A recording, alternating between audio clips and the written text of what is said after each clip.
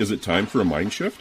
If you don't know what that means, then join your host, Dr. Clint Haycock, a former evangelical Christian pastor and Bible college teacher of over 20 years, along the journey of deconstruction and reconstruction of faith, life, religion, and spirituality.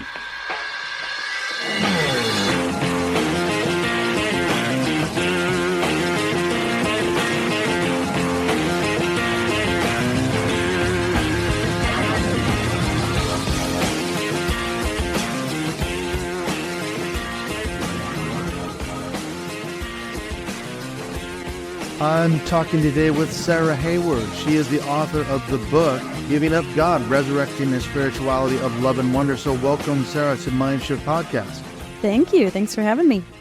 And we've got a mutual friend, just to get a couple things out of the way, David Morris. So your book is being published by LakeDrive Books, and David was recently a guest on the show maybe a couple of months ago, and then he introduced me to you, you to me. I can't remember exactly how it happened, but he said, I think Sarah would make a great fit for the show. So a big thank you to David for setting this up. Yes. And I was just going to say one other thing. Speaking of David's, you're not related to David Hayward, the naked pastor, are you?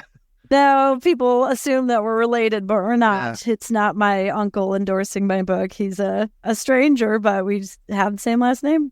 Yeah. Did you appear with David, though? I saw something on the LakeDrive Books where, did you and David do a Zoom call, a presentation or something about we just had surviving the holidays? Yeah. Yeah, we did a call where people could call in and be part of it. And we talked about deconstruction and got into the binary way of thinking a whole bunch, and then touched on being in a different space than family and going into the holidays and kind of navigating all those tricky waters. So yeah, it was a good conversation. Yeah, I was thinking, because I've been saying I'm going to have Sarah on the show, and then I've said she's no relation to David Hayward. Then I looked on the website, I thought, David Hayward, Sarah Hayward, oh shit, But then it said they're not related, so I was like, I've been saying the right things all along. Yeah. Well, I've been noticing you've got a Christmas tree behind you. Speaking of holidays, that conversation with David, I just had him on the show another month or so ago. And I've had him on the show numerous times. He's a really good friend of mine, one of my favorite Canadians. And we talk a lot because we're both ex-pastors. We both were ministers for years, evangelical. We studied theology. We did seminary and all the rest of it. So we have a ton of things in common. What were you sort of discussing? Because obviously we know the holidays are a difficult season for people. What's sort of some of the common threads that come out of that? I think kind of where we landed was, I think it comes down to deciding what it is you need and want from your family and to get out of the holiday season. So if you decide that relationship is what you want and to be in relationship with people you disagree with, we do that every day. Religion just feels so heavy and so personal. So just kind of deciding which battles to pick, which conversations to go after, when to let things slide. And trying to gauge if the other person, if somebody else brings up a more religious topic, to try to discern, are they just baiting me here, or do they actually have a curiosity and want to know what I think? So trying to develop that skill of discernment of knowing what is their goal in this, and is it worth a real conversation? Is it going to be a real conversation or not?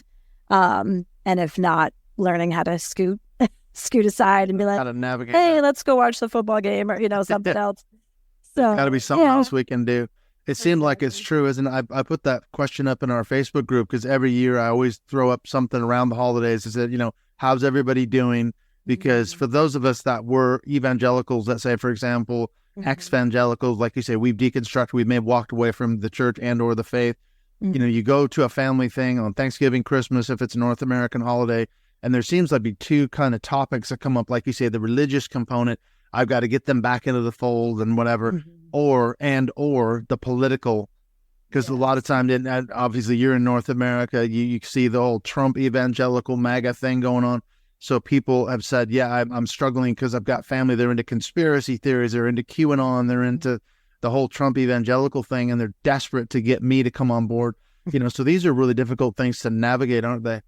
Yeah. And I feel that on the political side too. My parents are evangelical Christians who voted for Trump, and that was painful for me. That was physically painful to realize that they weren't excited about him. They're not going to his rallies, and he was not their first choice when it was the early primary days. But he got their vote in the end, and that hurt. But again, I had to ask myself, because there was a minute where I thought, man, do I cut them off? Do I want this around my kids? But ultimately, I thought, the reason I loved my parents was never their politics.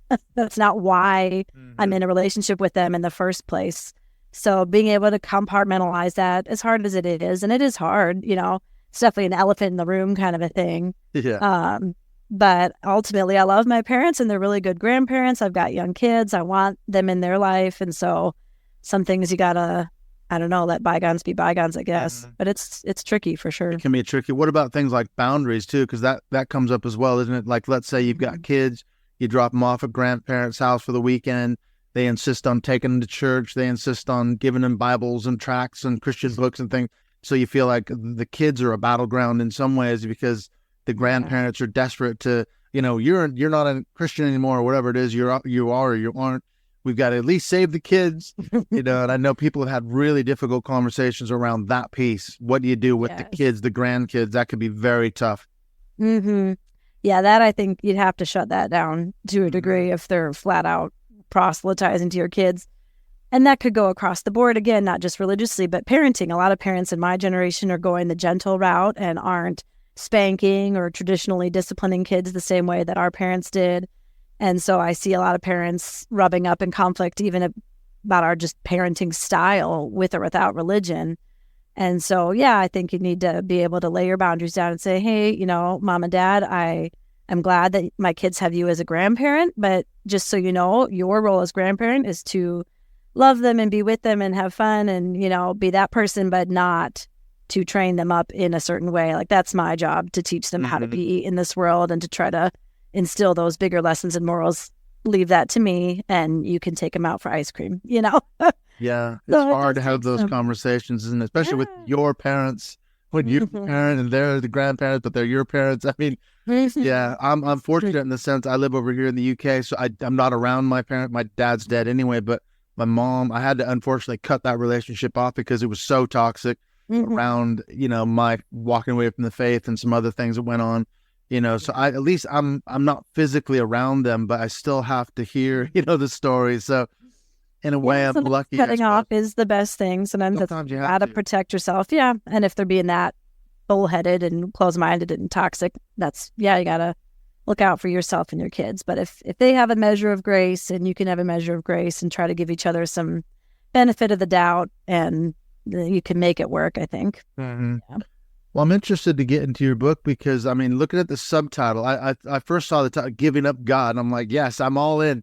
I can't wait to talk. Then I saw the subtitle. I thought, oh, now that's interesting because you talk about resurrecting as spirituality, because I know people go a lot of different directions. It's not a monolith, is it? And I don't know your backstory. Maybe we should start there and work our way to the book, because I'm interested to hear how, if it's possible to get to have an element of spirituality off the back end of deconstructing. So were you raised in evangelicalism? What's your story? How did you get to be where you're at now? Yeah, I was pretty born and raised in the church. My parents both converted later in life, so they came to an evangelical style, personal relationship with Christ in their 20s as they were kind of getting married. But I was raised going to Sunday school and Awanas and youth group and all of it. So I was all in from an early age. And I would say I was lucky to have a very healthy relationship with my faith and with religion as a whole. It wasn't ever too toxic for me. I didn't grow up super fundamentalist, high control. I was evangelical, which is conservative and closed-minded. And had I been gay or something, it would have been really hard. But I happened to be straight white female, so I didn't rub up against too many frictions. Fit right in then. Right. I was an acceptable person. Yes. Yeah, you were okay. So I had a healthy relationship. Church was fun for me. That's where I got a lot of my friends, people I'm still friends with to today. And I felt personally known and loved by the God of the universe. And that gave me a great sense of worth and value and purpose in this world. And I felt grateful to my faith and motivated to treat others well with the love of God that I had felt. And so that was my story all through high school. I was a pretty goody two-shoes, didn't Didn't party, major didn't rebel. get wild, nothing crazy. I did decide my senior year of high school, I needed to know how to handle my liquor before college because I basically had decided I was going to be a regular college kid and drink in college. And so I started dabbling a teeny bit at the end. But no, pretty good kid. And then even in college, I quickly joined Campus Crusade for Christ. Of course, and I was all in there. Yep. I led small groups and was very involved, went on their retreats and all that. And then I joined a newly planted church I went to college in Milwaukee, Wisconsin.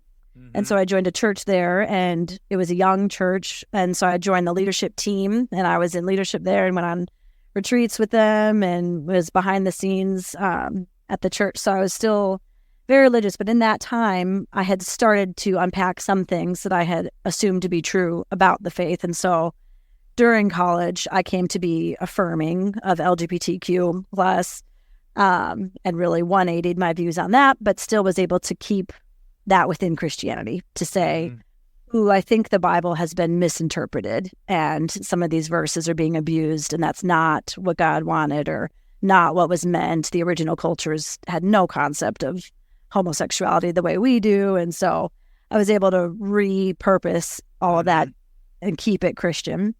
Same with the idea of hell and eternal suffering. I came to let go of that and say, I don't think a God who claims to be love itself could create eternal suffering, literally billions and trillions of years for a measly 72 years on Earth. Like that, what? That's way out of proportion.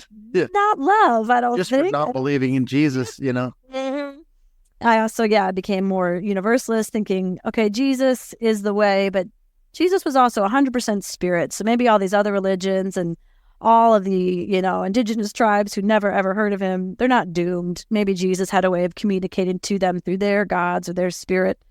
And so I was trying really hard to stay Christian and to make it work and to redefine my faith over and over again. So the first half of the book kind of goes through all of that story of the things that I started to question and change and evolve my faith in, but still trying very hard to keep it Christian. I had no intention of leaving.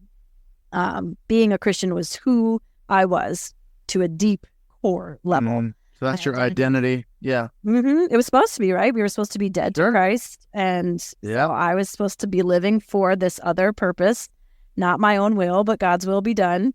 And I was in that. I was 100% committed to that until I wasn't. And so, the story kind of evolves as I shed some of the beliefs along the way, and ultimately I am now in a place where I don't believe that there is a higher being, that there is some sort of person out there that created all this with a purpose and a plan and knows me on an individual level. I'm highly doubtful. I can't see how a thing like that could exist, a being like that who claims to be love and claims to be all-knowing and sees this world that we have with genocide and war and childhood cancer and all the horrible all the suffering things. Yeah, that could and should do something about it. Yeah, a classic problem of evil, isn't it? Yeah, and what really unraveled for me, I would use free will to explain that before as a Christian and say, well, God had to give us free will. Otherwise, we're puppets. Otherwise, none of it matters if we're just forced to choose him. So he had to give us free will. Therefore, suffering exists because humans are flawed. Yeah. But the more I picked on that and really dug into it, I thought there is a very interesting philosophical debate if free will really is real. We seem to have thoughts that just arrive in our head unbeknownst to us. Songs get stuck in there without my consent and they're in my brain and I don't want them in there. Get out of my head. Rick Astley, oh my God, I got Rick rolled again. Yes. So there's some debate if free will is really what we think it is and if it exists, which is very uncomfortable still, just as a human, to think we're not in full control of our own lives. But you can make that case. But even outside of that, thinking God is supposed to be all powerful. Couldn't God make it better, make the system more kind and have a world where there's free will minus rape and free will minus murder? I can imagine a way to do that. We don't have the free will to just do anything we want. I can't grow wings on my back and fly. Why couldn't the option of evil just not been an option? And so, yeah, I could not comprehend a God, a higher being that could work with the world we have. Either they're not very creative and couldn't think of a better way, or they're not that loving and don't care that much, or they're not that powerful. And then why would I worship that thing? So to me, a world without God just made more sense, and actually felt better to think this is all just random. We're just here, and good and evil exist because humans are capable of good and evil all the time. For as much bad as we can do, we are capable of doing great good things too. Right. And we are. Yeah, it's true. It's interesting that you describe your sort of trajectory, because I've talked to loads of people who, like you, have deconstructed. And what's fascinating to me is there's not just one sort of monolithic response to questioning your faith. I can resonate a lot with what you were saying, because one of the pathways that I chose was similar to yours. I was raised in fundamentalism. Then I became an evangelical, so a little bit more centrist, but I still held on to a lot of the fundamentalist beliefs from my childhood. But then when I was a pastor in Portland, I started reading sort of progressive Christian authors, Brian McLaren, Rob Bell, Donald Miller, things like that, Richard Rohr. And that opened up, like you said, a more liberal, inclusive, Christianity gospel. And I made that work for probably 4, 5, 6 years before I couldn't. Like I said, I just couldn't. But I can see now it was a really important step in my deconstruction journey. I didn't just go from A to Z like that. Right. A long process of sort of jettisoning a lot of the more fundamentalist beliefs and then finally working my way out on the other end. But it took probably 10, 12, 15 years of this journey. And I can see that now. But of course, at the time, I was just embracing sort of the next step. So I think a lot of people, what you're saying really can resonate in terms of deconstruction, can it? Yeah. My journey was about 15 years, really, from kind of the beginning of college till now. I'm 38 now. And so this is still a fairly new shift. I came down on this more atheistic worldview just a couple of years ago, really. So it's still fairly fresh. And to go back to your question in the beginning of kind of what do I mean now when I say a spirituality and resurrecting that, I could see as I entered this more atheistic worldview that a lot of folks here, especially folks who had been religious, turned very bitter and angry and often very nihilistic. Nothing matters. This is all a weird joke, and I don't know why we exist, and nothing is important. And a cruel joke, really, in a way, isn't it? Yeah. Yeah, and you could make that case, certainly. Yeah, you could argue that for sure. Yeah. Especially with what's going on in Gaza. That. Oh, totally. So I sympathize. But that didn't feel right either to me. And I didn't want to land there. And so when I say I resurrected a spirituality of wonder, I found a lot of comfort in science and in some pretty geeky stuff. I'm a big nerd. And so learning about evolution and how connected we all are, that every single living being at some point is related, going far enough back on the scale to that first single-celled organism. And that sense of connectedness I now feel is very beautiful to me, to look at another animal, another human, a tree, and to think we are distant relatives. We are part of the same thing.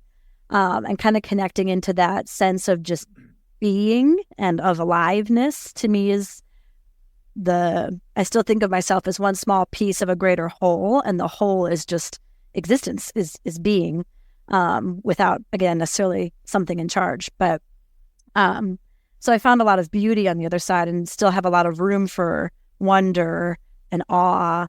And so that's why I would try to cling on to that and say everything doesn't have to be meaningless. Maybe in the eternal cosmic sense, this is fairly meaningless. Certainly in 10,000 years, no one's going to know I existed. I won't have mattered. But right now, I do matter. I matter a lot to my kids. I matter to my husband. I matter to my friends. My life still has meaning and beauty and purpose. I get to define that purpose, and it's kind of up to me, which I also think is very freeing and beautiful, a little scary, a little intimidating. So the second whole half of the book is me resurrecting my identity. Now that I am not dead to Christ, I have to come back alive to myself. Who am I without being a Christian? And so finding that sense of still beauty and purpose and wonder and meaning outside of the faith. And that's really what I wrestle with in the latter half of the book. We mentioned that idea of identity because the way I see it now, looking back at my life in evangelicalism, it was like two selves. There was the religious self, and then the authentic self was in there somewhere. It's something that, I don't know if you're familiar with Dr. Robert J. Lifton, Psychology and the Thought Reform of Totalism. It's a fantastic book that talks about sort of the cult markers of cults. And the beautiful thing about the book is that not only does he describe, there's sort of 8 markers of kind of cults that groups use, cult tactics, I should say, but he also describes the psychological effect of each one on ourselves. And what hit me, what he talks about, is calls it doubling.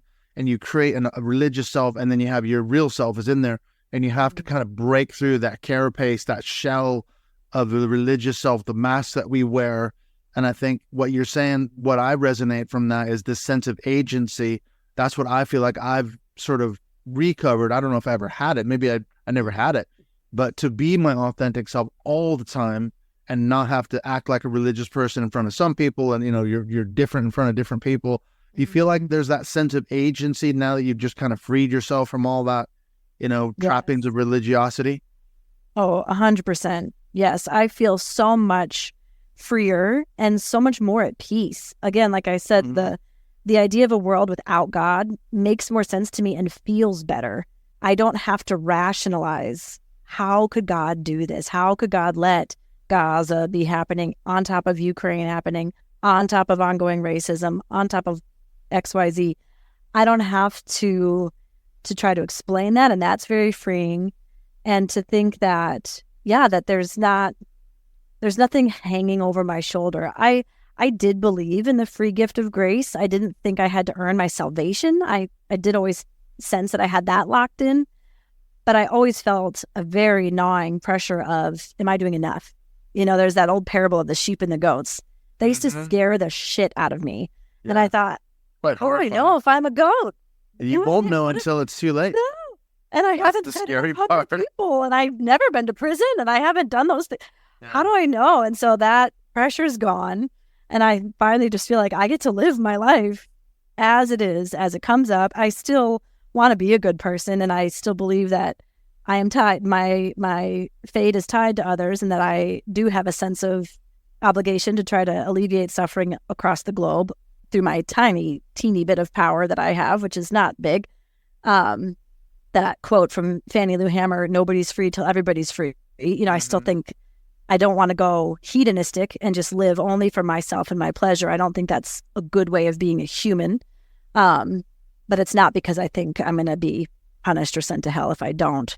So yeah, I feel a lot more power and control in my own life to do the best I can and to keep learning and growing and try to be kind and loving toward others while I just live my life. Do the best you can.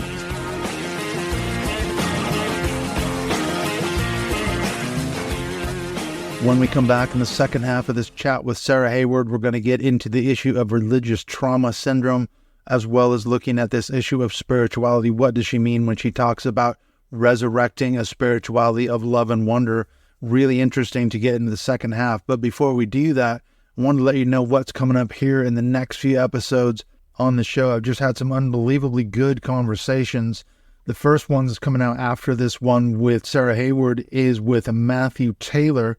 Now, he is an expert on the Christian right, dominion theology, Seven Mountains Mandate, all the stuff that I've been talking about for years.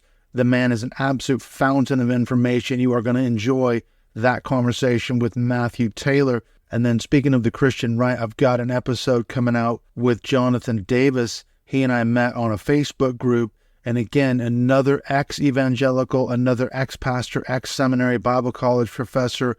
We had a wide-ranging discussion. This is really good, really informative, very similar to the one with Matthew Taylor. And then speaking of ex-evangelicals, I finally caught up with Ren Story.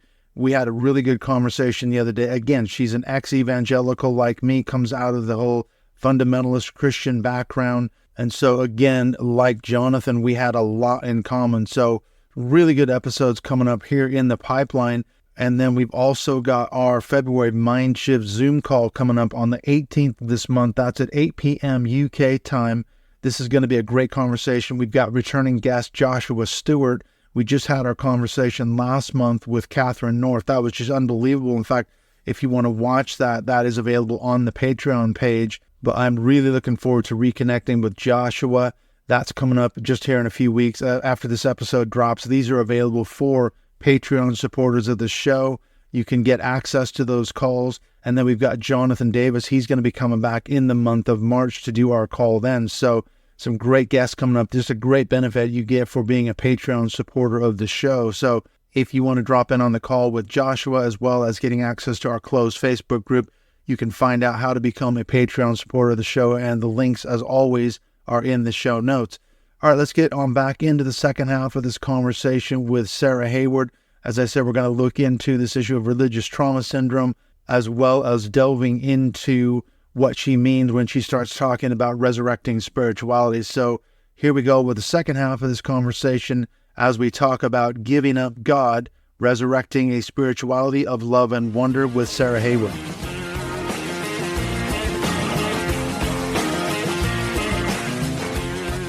Well, this is something David Morris talked about when we had our podcast. He uses a couple different metaphors to describe the process of leaving religion. I mean, I think he's a psychiatrist, he's a doctor of psychology or psychiatry. That's his background. That was his thesis.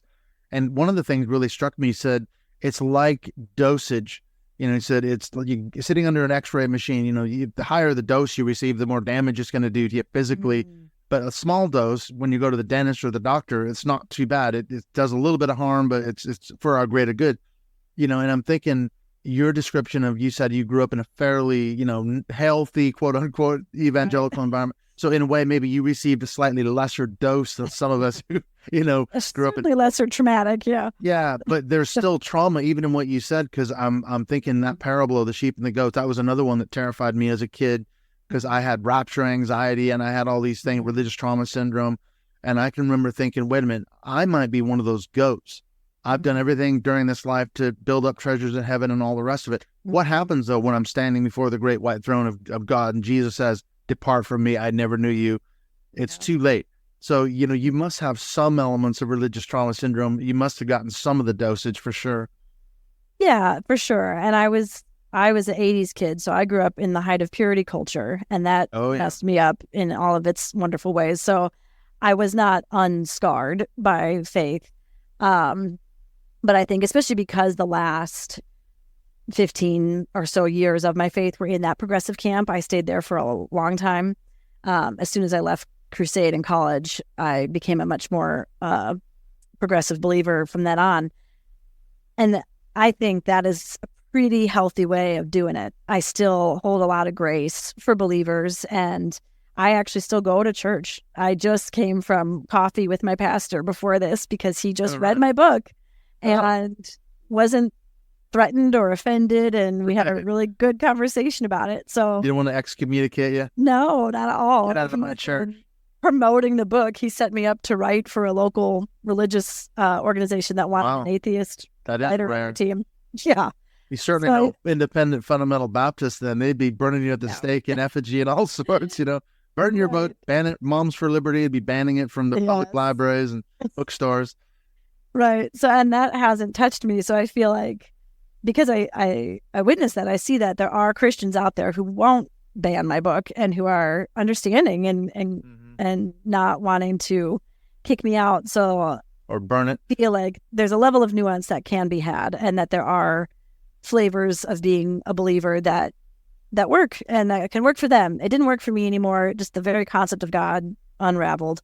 But it works for them, and I wouldn't want to take that away from them. And I think that's great. And so I fully recognize the trauma, and I know that there are people that religion absolutely scarred them, Sure. People who are literally abused, sexually abused, physically, emotionally, any of it. Yeah. And so I fully see and respect that experience, and I get why they would want to burn every church down to the ground. I get it. That's just not my story. And I see a lot of Christians today still that I think are living a pretty good life and are being kind and are looking out for folks that are even different than them. So I think we have to admit that those people exist too, and not, try to just take it all down, but maybe find a way even to coexist. Not every evangelical, not every Christian is a hate-filled person, because I was reading an article today. I was doing a bunch of research on the new Speaker of the House, Mike Johnson, and some of his affiliations with sort of the Dominion theology crowd, the New Apostolic Reformation, that's another fascinating rabbit hole. Mm-hmm. But what struck me, one of the people that was being interviewed in one of the articles said, you've got to realize there's two kinds of, broadly speaking, there's two kinds of evangelicals in America.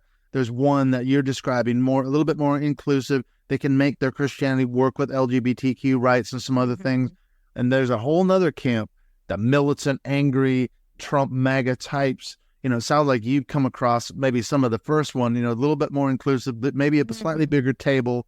I think it's good to remind people that there are Christians out there that are not hateful and, hateful. Right. Yeah. There are some. It's not a monolith. There are Christians who don't believe in hell. There are Christians who don't believe in eternal torment. They think we all get to heaven. There's universalist Christians, kind of Richard Rohr, Universal Christ. Oh, yeah. So, yeah, there's Rob Bell. Yeah. Yeah. There's 1,000 different ways of belief in any camp. If you look at American Republicans, there are the diehard Trump MAGA folks, and there are Republicans that have just always voted that way, and they just can't bring themselves to vote any other way, but they're not really supporting what's going on. There's always nuance, and there's always a scale. And that was actually another kind of background mission of my book, was to try to take down the binary and binary thinking in any chance I got, because I just think it is not fair. It's not an honest way to look at the world. It's easy, and it feels good. Sure. And it seems to make sense on the surface to make things black and white and us and them and religious and non-religious, but it's not really accurate. There's always gray. There's always a middle ground. And so I think a more nuanced approach and a kinder approach, that's just the way I want to believe and to be as a human. I don't want to reinforce this me versus you. You either are on my page exactly 100% or you're a terrible person. I don't think that's fair or right. And so I try to hold a lot of open doors and kind of let people exist on a spectrum and realize that they do, because that is how it is. It's true. There's a lot of Christians out there that are, watchdogs as well. I've come across loads of them doing my podcast, because I've done a lot of stuff on the whole dominion theology piece, the Christian right, that element of the Trump world, Trump evangelical world. And I've discovered a lot of evangelicals. I've had them on the show numerous times. Dr. Warren Throckmorton, John Fia, the Examining Doug Wilson, Moscow, Idaho. I've done a lot of stuff on him. These are all evangelicals, the Roy's Report, the Wartburg Watch. I mean, these are Christians who are calling out abuses within the church. Think of the Roy's Report. They do a lot of pretty fearless reporting on guys like John MacArthur and this new scandal with Mike Bickle in IHOP, Kansas City. I don't know if you've heard about that, but, another scandal involving another celebrity pastor and all the rest of it. And I think, okay, so there's a lot of Christians out there who are sincerely grieving the state of the church, if you will, today. And I've found, I'm not an evangelical anymore. I'm not a Christian, but that doesn't mean you can't be respectful and have good, wholesome conversation with them, help them promote their work and get the word out about these abusive pastors and leaders. So there's a lot of good Christians out there who are doing a lot of good things. Yeah. I felt like I was them 10 years ago, 8 years ago, 7 years ago. That was me. And so I can see why they think what they think. And leaving the faith was terrifying. It was so scary to rip the entire rug out from under my own feet. That was a hard place to get to. And it was physically difficult for me to say the first time, I don't know if God is real. I could barely say it. It was so scary. Yes. And looking up to see if the lightning bolt's coming. Didn't. You're still here. Yep. It's scary. Time though. You're only 38, so I'll be strong. Don't step outside. Yeah. Yeah. So I get it. I get why a lot of people, and not to talk down because this can come across condescending, but why a lot of people just won't even go there. They just won't even ask that deep of a question or get into it that much because they're scared of the answer. And again, that can come off cocky, saying like, well, now I have the right answer. And I don't pretend to be the final authority now, and I don't know. And that's where I think you can come at a lot of this with a humble attitude and realize when you get down to it, it's still all very mysterious. Nobody knows why any of this exists. Where did any of it come from? With or without God? Why did the Big Bang happen? What was going on before that? Where did that dense matter come from? Did something make it? If it was God, where did God come from? Who made God? No matter how you slice it, none of this makes sense. Why we're here at all. And there's still a foundational mystery to it. So I think if we can all admit that, like, we're all just trying to guess. I'm trying to make my best guess through science and reading what the scientists say. But you get into the weeds on that, and most of them will say, we don't know a whole lot still, and maybe we'll get to a concrete answer one day, and that'll be great. And maybe that concrete answer will be there is some sort of design. I don't know. So I'm trying to stay humble and realize there's still a lot of unknowns, and we'll see what we find out. Maybe in another 1,000 years, we'll have some better answers. We'll have some better answers. It's interesting, too, because what you're saying, I think, relates to another question that's at the root of this whole conversation. And that is, I've been talking about this a lot with people lately on my podcast. And that is, if the God of the Bible is the true God, let's say, like you were saying earlier, that's the true God. That's the God I was raised to believe in, blah, blah, blah. The God I read about in the Bible. How come it didn't work for you then, Sarah? How come it didn't work for me? How come it didn't work for so many thousands, tens of thousands, how many ex-evangelicals, ex-Christians, whatever? Why didn't it work? How come that God doesn't do a better job revealing himself? Why were we allowed to walk away from the faith? Were you ever a Christian to begin with? That gets to a lot of really important questions, because I think Christians want to know that. They're like, hey, you were never a Christian to begin with. That's why you were, slid away from the faith or backslid or whatever you want to call it. Why didn't it work for you? It should have. You were all in. I was all in. How come it didn't work? Yeah. Well, I would say, because I don't think that God is real. I don't think that is how it works. So I think if there is some sort of God, some sort of thing out there, it's so different and foreign from what any of us can conceptualize. This is something that I talk about still with my husband, because to him, looking through the course of human history, way back to the very beginning, humans have been religious. We created a spiritual world pretty quickly. Some of that very early cave art, they have divine type figures that aren't humans, and there's this animal guy thing. Yeah, there's pantheons of gods. Every culture is incurably religious, no matter where you go. There's temples and sacrifices and deities, all that. So maybe that is some evidence that there is something, and none of us have understood it properly yet, and it's just beyond our comprehension at this time. Maybe not. I don't know. But yeah, if there is a God out there, I don't see how it could be that Christian God that I grew up with. That doesn't make sense with the claims that God makes, who they claim to be, what they claim to be capable of. I can't fit that all together. That doesn't work.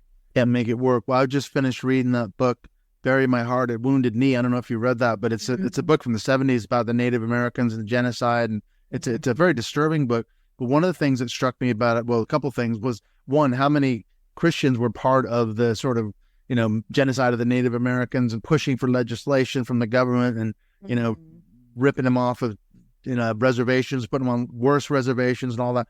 But most Native American tribes, I think, maybe I shouldn't say this, but not most, but they have this belief in the Great Spirit.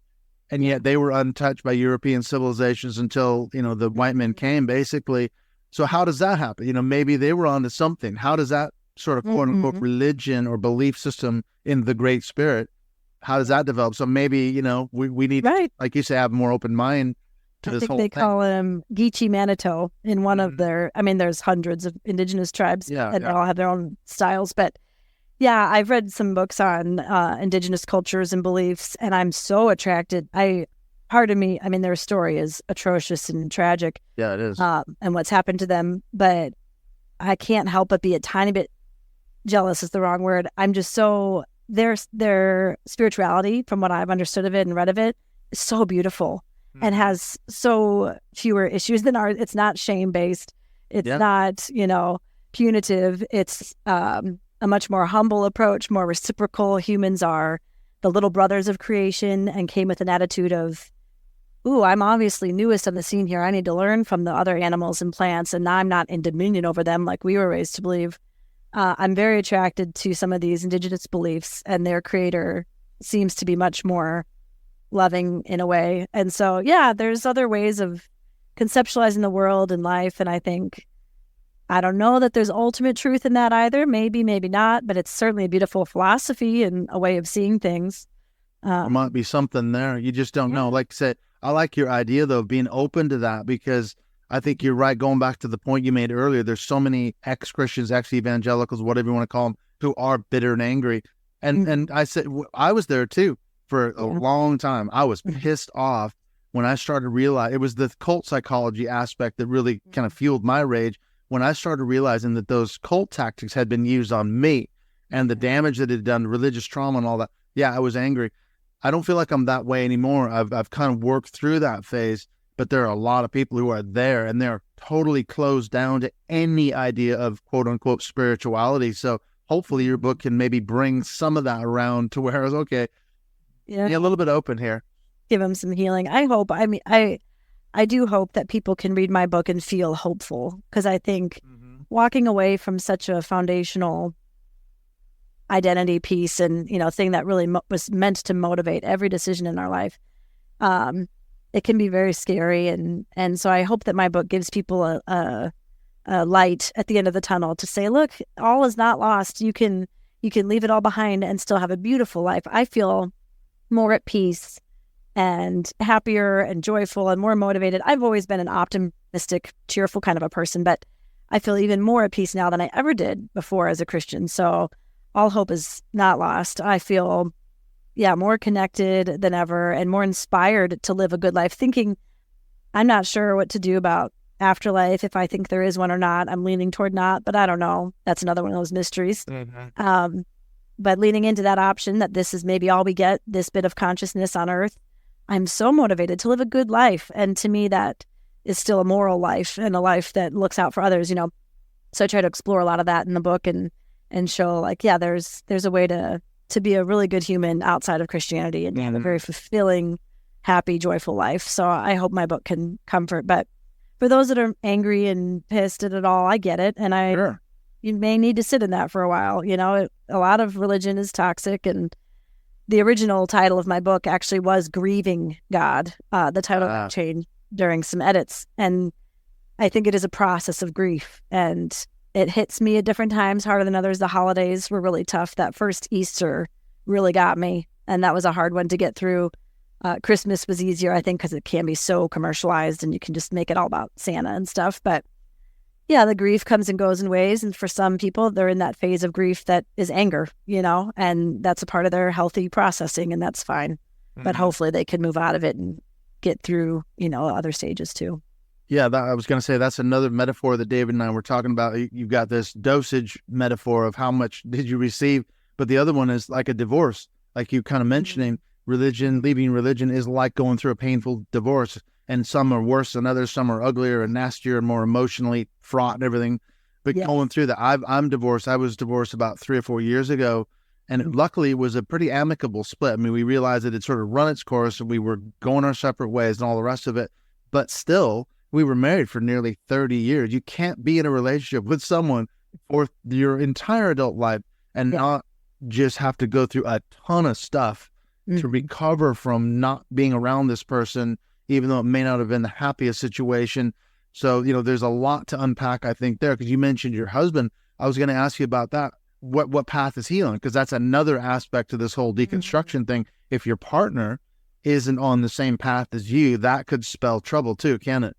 Yeah. And that has been the hardest part of all of this, because we are not on the same exact path. I like to say we're not on the same page anymore, but we are still in the same book, because he is one of those very open-minded, progressive Christians. So we can still have a whole conversation and sound like we are in lockstep most of the way until that last step.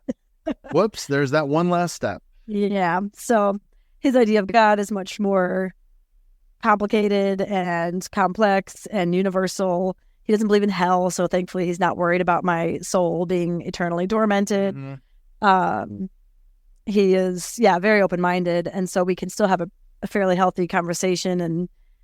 But he does, at the end for him, because like I've said, there's still a level of mystery, no matter how you slice it, so he's comfortable still saying, something did this. Something made all of this on purpose with the plan, and I'm going to call that God, and I believe in that God.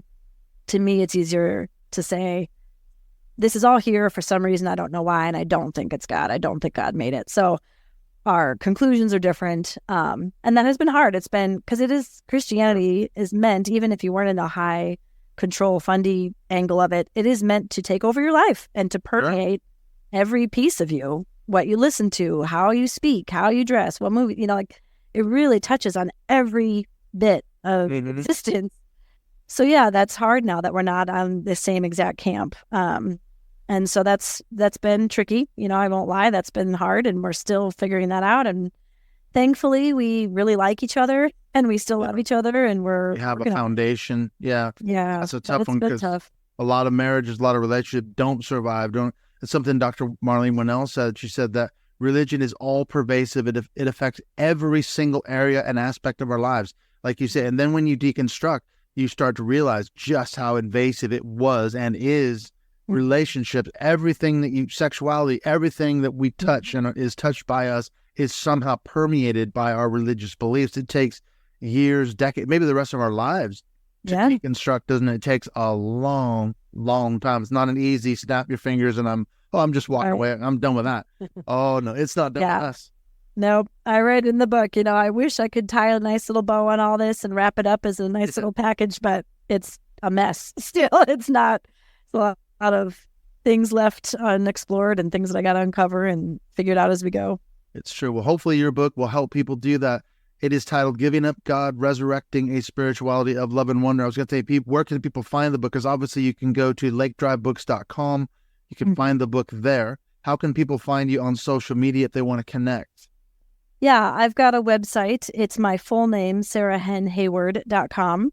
And there's a lot of info on there. I've got some articles I've written, other podcasts I've done. I have a blog on there. I've started writing a little children's series of books, chapter books for like second grade level. So there's stuff about that on there.